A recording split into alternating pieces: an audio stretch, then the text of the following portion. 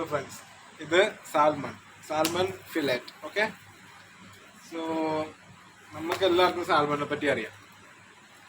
Salmon വളരെ healthy fish ആണെന്നാണ് എല്ലാവരും കരുതുന്നത്. അത് ഹെൽത്തി തന്നെയാണ്, അതിനൊരു വ്യത്യാസമില്ല. പക്ഷെ ഞാൻ ഇന്ന് പറയാൻ പോകുന്നത് Pacific wild salmon is healthy. നമുക്ക് എല്ലാവർക്കും കിട്ടുന്നത് ഫാമിംഗ് സാൽമൺ ആണ്. ഇതിപ്പോൾ സ്കോട്ട്ലാൻഡാണ്, ഫാമിംഗ് അറ്റ്ലാന്റിക്, അങ്ങനെ പലതും കിട്ടുന്നുണ്ട്. ഈ ഫാമിംഗ് സാൽമണിലൊക്കെ ഉള്ളത് എന്താണെന്ന് വെച്ച് കഴിഞ്ഞാൽ ഹൈ ക്വാണ്ടിറ്റി ഓഫ് ഡയോക്സിൻ ഏറ്റവും കൂടുതലുള്ളത് ഈ ഫാം സാൽമണിലാണ്. സോ ഡോക്ടർമാർ പറയൂലേ ഡയറ്റിൽ സാൽമൺ ആഡ് ചെയ്യുന്നത്.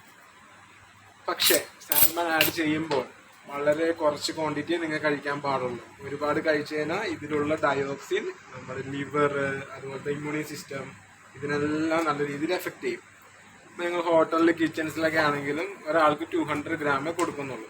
അത് ലെമൺ ഗാർലിക് ഒക്കെ ഇട്ട് മാരിനേറ്റ് ചെയ്ത് ഗ്രില്ല് ചെയ്ത് പറ്റാവുന്നത്ര അതിൻ്റെ ഡയോക്സിൻ കുറക്കുകയാണ്. അപ്പോൾ ഈ ഡയോക്സിൻ എന്താണെന്നുള്ളത് നിങ്ങൾ എല്ലാവരും ഗൂഗിളിലൊക്കെ ഒന്ന് നോക്കുക.